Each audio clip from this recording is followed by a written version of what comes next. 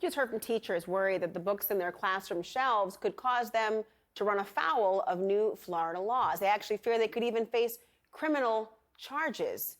Joining me now to discuss, Andrew Spar, president of the Florida Education Association, and Pat Barber, president of the Manatee Education Association. I'm glad to have you both here to bring some further clarity to what's going on, if it can be found. I want to begin with you here, Andrew, because I'm wondering who should get to decide the types of books that are in teachers' classrooms. So, teachers are trained professionals. They know about reading. They know about what excites kids about reading. They understand the importance of kids seeing themselves in the books they are reading. And of course, parents and teachers have a sacred bond. We work together all the time. I'm a parent, I'm a teacher. As a parent, I go to open house at the beginning of the year. I know what curriculum is. I see the teachers' classrooms. I am in regular communication with my daughter's teachers. That's what we do. And so I think this idea and what we're seeing in Florida right now, quite honestly, in a county near Jacksonville, Clay County, there was a parent who's actually committed, not a parent, I'm sorry, a citizen who's committed to getting 3,200 books removed from the schools and doesn't have any kids in the school system. So this isn't about parents. This is about someone trying to impose ideology in our school and politics in our schools, and it's interfering with the importance of reading for kids. Pat, I want to bring you in here because it is striking to many to hear that it's not just parents who are even involved in the conversation, but those who are not immediate stakeholders, although obviously the greater community could certainly say that by virtue of being a part of the community, they are a stakeholder, but they're not parents of kids in this school that have a direct connection to this. And I want to just put up on the screen for a second, Pat, the books under the Florida law, what the requirements are right now so the audience can see. Books must be free of pornography and other materials prohibited under Florida law, suited to students' needs and their ability to comprehend the material, and appropriate for their grade level and age group.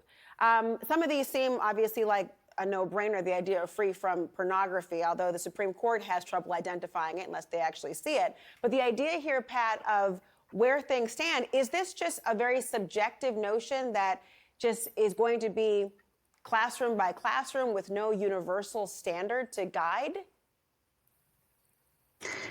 I don't think it's going to be classroom by classroom in Manatee County, but it is a very subjective standard when it comes to a citizen of Manatee County looking at books and imposing their viewpoint according to the standards that are in the law.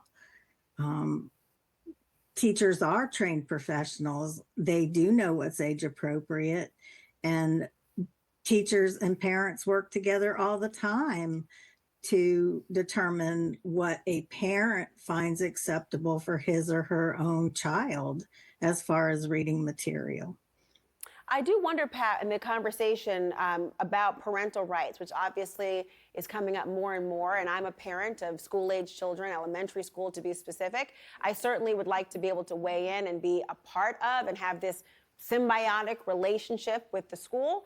But I personally feel, and I think many others do, that parental rights is not exactly the same thing as parental dictation and determining. And some parents would like to defer to the teachers to decide for themselves what would be appropriate in their classrooms. Does this law remove that opportunity in your mind from the teachers being able to decide, even when parents want to defer to a teacher?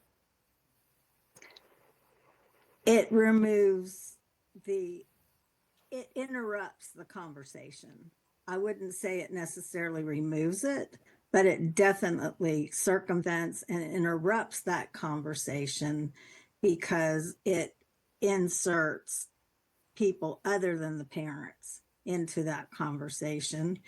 And it implies that parents didn't already have rights. It's a good point, Parents Andrea. have always had rights.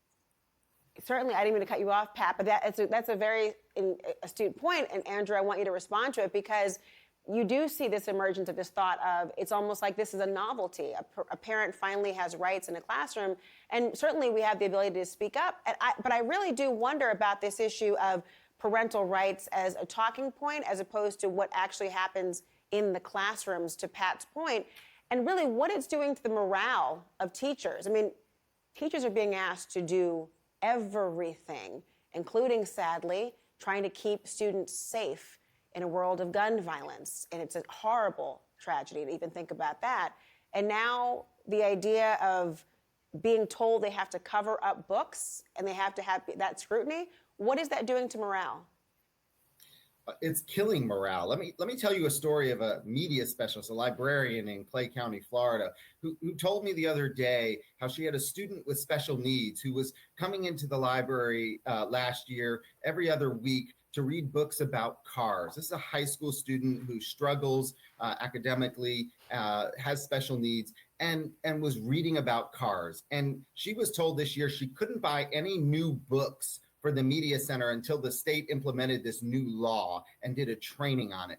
And so this kid kept coming to the media center saying, do we have a new book about cars, every 2 weeks? And she was almost in tears telling the story of how she had to keep saying to the child, no, unfortunately, I can't get new books. As a parent, that breaks my heart, because as a parent, I want my kid to be excited about reading, to be excited about learning, to be a child in school. You know, you talked about children in elementary schools. Go into any elementary teacher's classroom. They have hundreds of books they've purchased themselves with their own money to create this classroom library to make sure that every kid can find a book they're excited about, that they read about. And now we're hearing about people saying they don't want books. Look at the books that they're talking about. They're talking about books that talk about families who may be different from their own families. They're talking about books that deal with race and ethnicity. They're talking about books that talk about other countries. These are books that so many kids connect to. And there are people outside the school system, I really want to underscore that, outside the school system saying, we're not going to allow these books to be in our schools. They're taking away parents' rights, the rights for me as a parent, for you as a parent, to have our kid be excited about reading. And there is exposure of reading and what it means and how it generates thoughts. And I just think about with my own kids, how excited they are for the book fair every single semester about what might be there. Are they going to walk into the library next time and it'll be cloaked in big curtains about the sections they can actually see? I encourage avid readers. This really is a very disheartening notion. I wonder how this will end up. Andrew Spar, Patricia Barber, thank you for your time this evening. I appreciate it. Thanks for having us, Thank Laura. you.